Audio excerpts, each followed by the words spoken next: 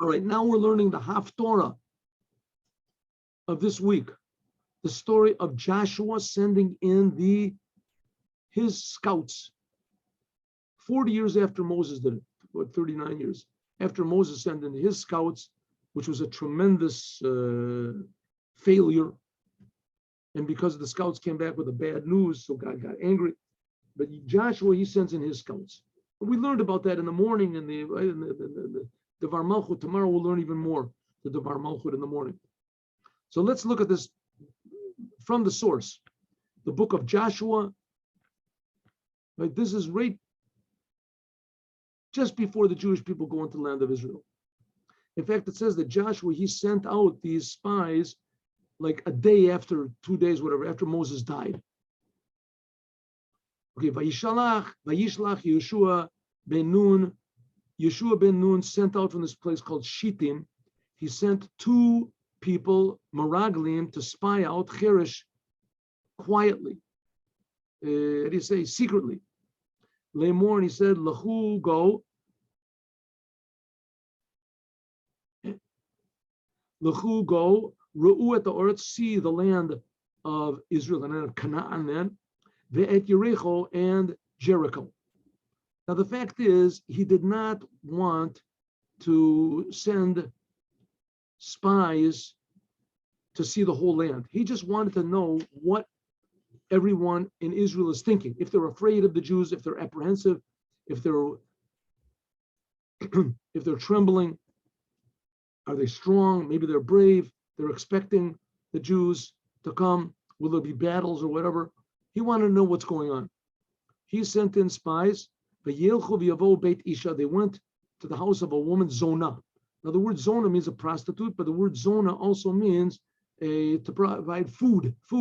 So she had a restaurant. Some people say she had a restaurant, and really it was the house of prostitution, but it was disguised as the restaurant. Anyway, whatever it was, they came to her. Her name was Rachav, and they dwelled there. Now it says that she was fantastically beautiful, this Rachav. She was very beautiful, and they didn't care about that. That wasn't what was interested in them. And her interest in them, also these 2 men, was also not for her usual purposes. You'll see why she took them in. So she took them in, and they slept there. They didn't survey the land at all. They didn't wander around. They just went into this one city of Yericho, and they went into one house. Yericho was surrounded by this big wall. It was right on the border.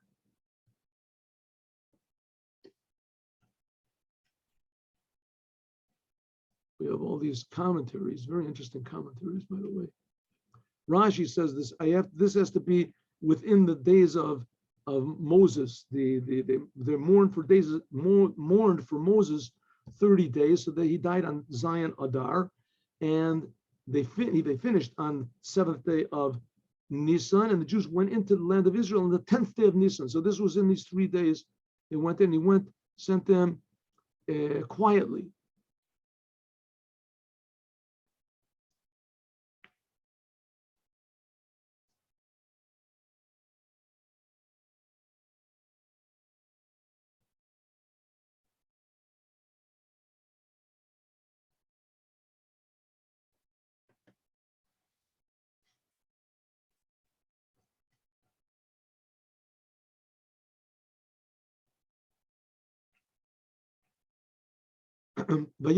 Somehow or other, the word got around to the king of Jericho.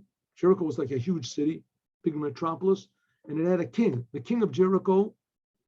And it was said to him, Hine Anashim Bo, there's people that came, V'hine Halayla Mipnei Yisrael, and they're here now, tonight, these Jewish people, they came to spy out the land of Israel, to spy out the land of Canaan.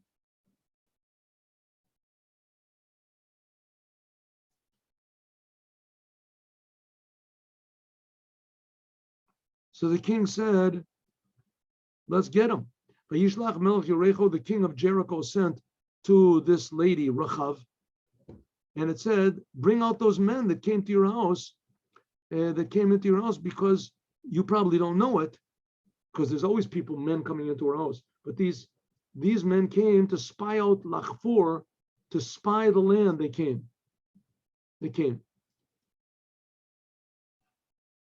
Vatikach Isha, she took the two people, and she took the two men, and she hid them. And she said, Cain Boalai. Earlier she had hid them. When she saw that the guards were coming, so she hid them. And she came out, and she said, you're right. Two men came to me. They did. Veloyada, I didn't know where they're from. I had no idea. There's always men coming into my house. I had absolutely no idea where they're from.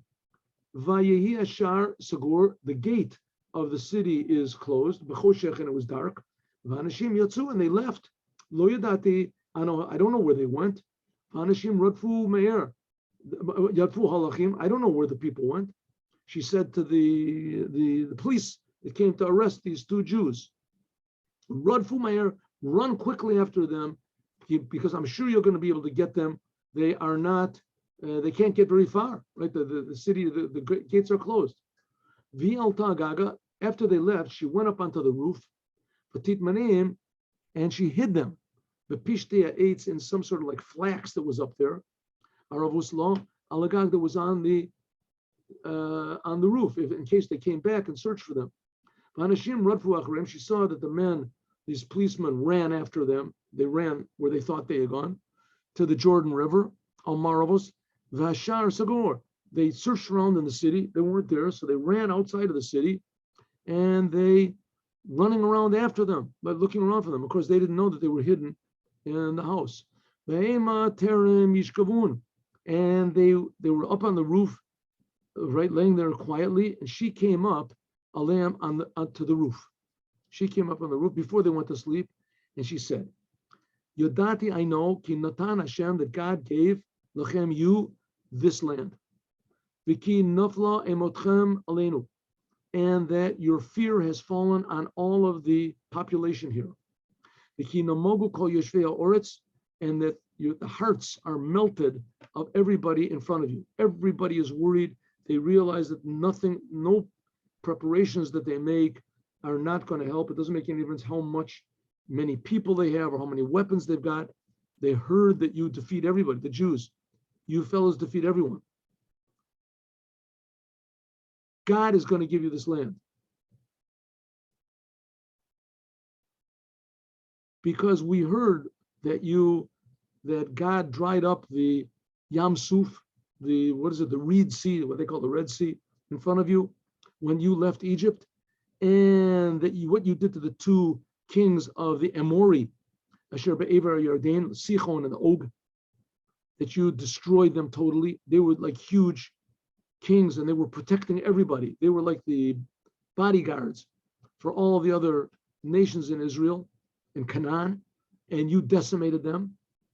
Vanishma v'yimas levavam, and everybody's hearts are melting. They're all afraid. They're just praying that you'll go away. V'lo kama od ruach b'ish, nobody has any courage anymore in front of you. Ki Hashem Elokeichem hu Elokim, because God, your God, He is not like our God. Our God is, that gives us victory, He gives us success, He gives us pleasure, whatever it is. And your God creates the heavens and the earth. Elokim b'shamayim mimal v'aretz mitachas, that He rules and creates the heavens above and the earth below. So from this we see that this Rachav, first of all, was a very intelligent person. She was very, you want to call it a spiritual, realistic person. And she wasn't a traitor to her people. She wasn't being a traitor. She knew it was inevitable that the Jews were going to take over, whether they found these spies or they didn't. She knew that God had ordained that the Jewish people were going to conquer the earth, conquer the land of Israel. And it was finished. And she said, listen, I believe in your God. I believe in your God. I'm going to help you. I'm going to let you go. But just do me a favor. You're going to see in one moment. Save me and my family. Now, Hishbuli, swear to me by God, ki asiti imochem, because I did a kindness with them. Vasitem gam atem, so you should also do with me and my father kindness, and give me some sort of a sign of truth. Some sort of a sign of truth. Odemeshes shetasu kishadovo v'kipshu ir shetakiru ot techiyuni, Give me some sort of a sign, right? A flag, a Mashiach flag, or something like that, that I should put on my window or on my door or somewhere, and that you'll see this sign and you'll leave us alone. Because all the people that are in these cities, just by the way, they're evil. These are evil, cruel, destructive, sadistic people that lived in Eretz Canaan. And they were also debauched. They were very, how do you say, decadent. It says that the Canaan and Egypt were the most decadent places of all. A woman would have several husbands. The man would marry his own mother, his own, everything went over there, right? Like San Francisco or something, God forbid. Should not happen to them, but I don't know what's keeping them above the ground over there. So she said, listen, I know that it's coming to us. I know that God is with you. I know that you're going to defeat everybody. I'm hiding you. Do me a favor also. Give me some sort of a sign that when you conquer the land, that you'll leave me and my parents alone. Let me, my father, my mother, my brothers, and my sisters, achioti, and everything that they own, save them and our souls. In other words, the whole families and my grandchildren, etc.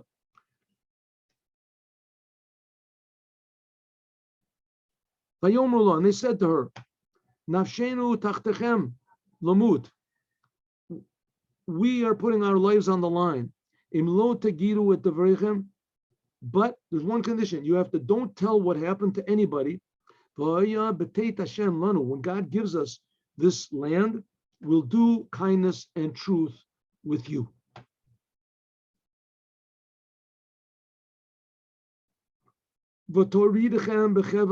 She let them down on a rope from the. They didn't give her the sign yet. They're going to give her a sign. You're going to see.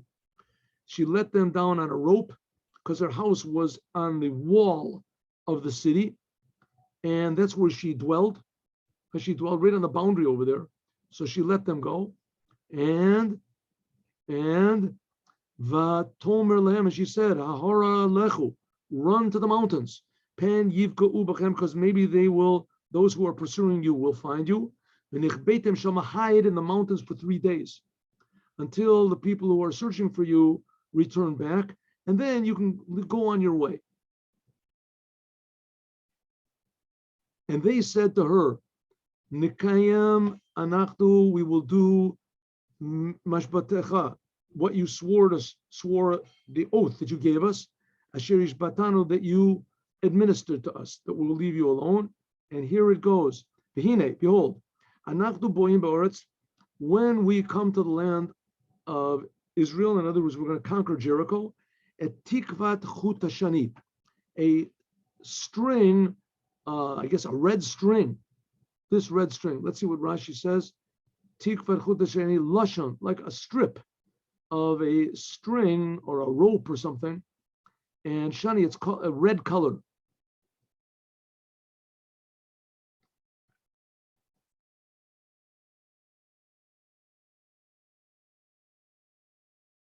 It's tzavu of adom. It says it's the color of red. It'll be colored red, like it says tolat shani. We're giving this piece of rope, red rope, tikshuri, tie it on your window, the same window that you let us down from now, and you and your father and your mother and your brothers and all of your families of your brothers and etc. All of them, have them all gathered to you in your house. They should all be in your house. But if anyone that goes outside of the door of your house, he is taking his life in his own hands. And we will be innocent, right? If we won't kill anyone of your family unless he leaves the house. Anything that's with you in the house, we're taking full responsibility on him, that we are willing to die if anybody touches them, people in your house. In Tagiri at the Barenu, and if you say these words, what we just told you now, if you say these words, then we are absolved from our oath. In other words, don't tell anybody what happened. You just tell all of your family to come into the house. Don't say anything. tie this string on the window, and we'll see it, and everything will be all right. But Tomer Kidabarachem, and she said, as you have said, so it will be. But Tishlachem, she sent them, and they left, and she tied this rope, this string, this red rope, in her window. And they went to the mountains. They sat there for 3 days until those who pursued them returned. And those who pursued them searched everywhere, but they couldn't find them. And the two people went back. And namely, they came down from the mountain. They went to Yoshua ben Nun, and they told him everything that happened.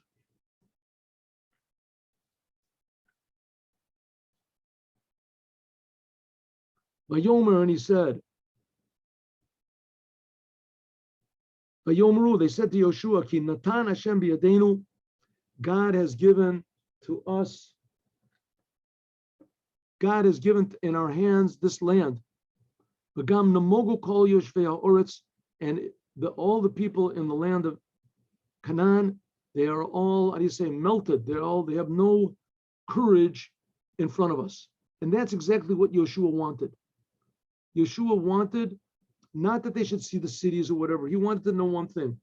What is a motivation? Are the people in Israel, in the Canaan, are they motivated to fight or not? Are they afraid?